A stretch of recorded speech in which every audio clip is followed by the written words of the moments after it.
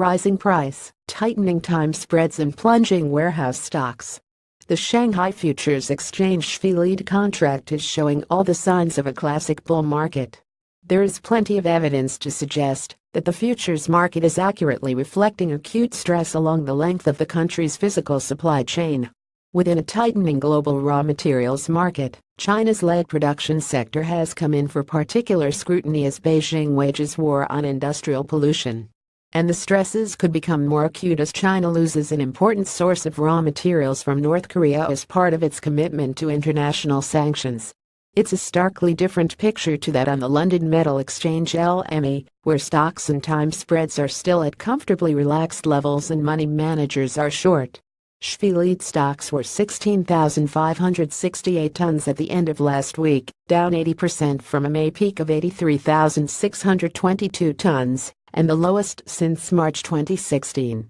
The historical comparison needs to be put into context, since the Shanghai contract was a low-volume market until the fourth quarter of last year.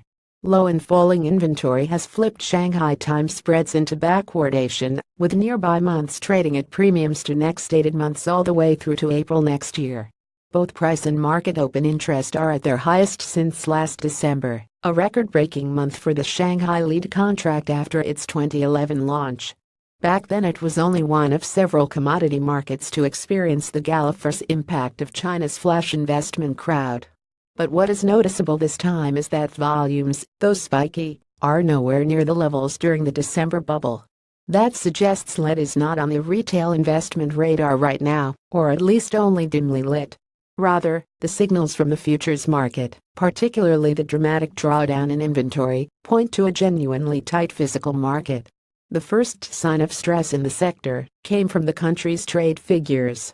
China began importing refined lead in significant quantities in February. Cumulative imports through July were 59,000 tons. That may not sound like much, but it's the strongest pull on the international market since 2009. The country's smelters were already struggling with falling availability of mine concentrates, part of a global squeeze at the start of the lead supply chain. Imports of concentrates slumped by 26% last year and are down another 2% this year. Then came the inspections.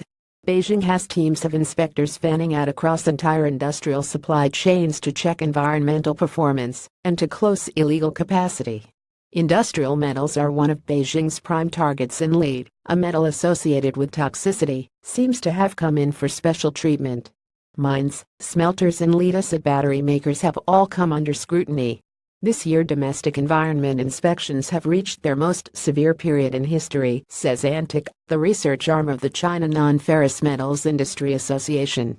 It estimates that the crackdown has led to the closure of about 80% of illegal secondary smelters, meaning those using scrap as feedstock.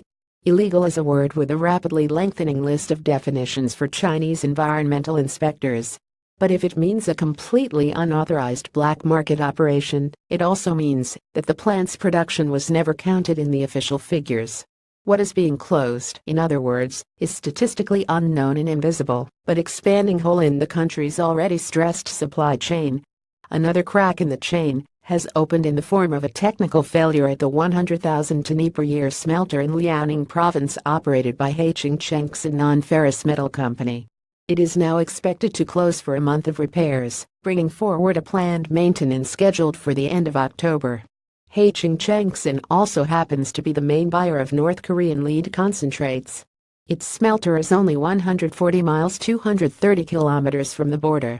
Official imports of North Korean material totaled 108,000 tons bulk weight last year and jumped by 45% over the first 7 months of this year. Indeed, North Korea has been China's second-largest supplier of concentrates by volume this year. Its share has risen as availability from other traditional suppliers has dwindled. Heqing Chengxin says it will switch to domestic mine supply, but in doing so it will add further pressure to a sector in which output slid by 4.3% in the first 7 months of the year, according to ANTIC.